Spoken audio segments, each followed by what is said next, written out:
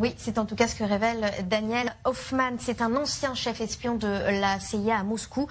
Selon lui, plusieurs personnes visent à renverser Vladimir Poutine. En tête, celui avec qui il est très proche, le ministre de la Défense, Sergueï Shoigu.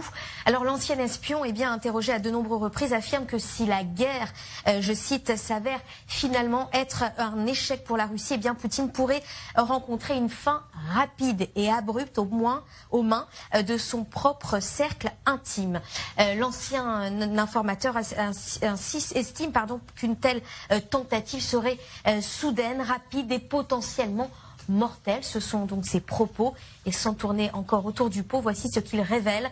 Ces gars qui vont le faire vont être si discrets à ce sujet que Poutine ne les trouvera pas et ne les tuera pas en premier. Cela arrivera d'un coup et il sera mort.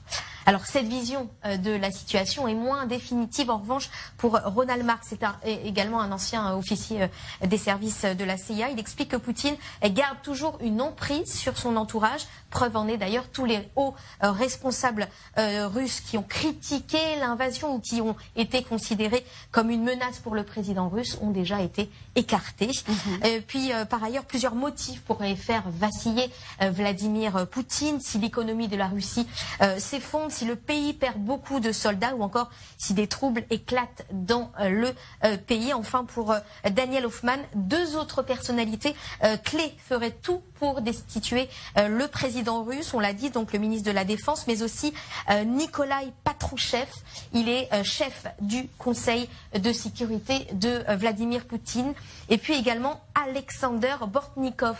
C'est le directeur de l'agence des renseignements secrètes russes. C'est d'ailleurs ce dernier qui serait le successeur favori pour les services de renseignement ukrainiens. Alors en attendant, Vladimir Poutine est toujours le dirigeant de la Russie et depuis la guerre, il n'a fait aucun déplacement à l'étranger, mais ça va changer.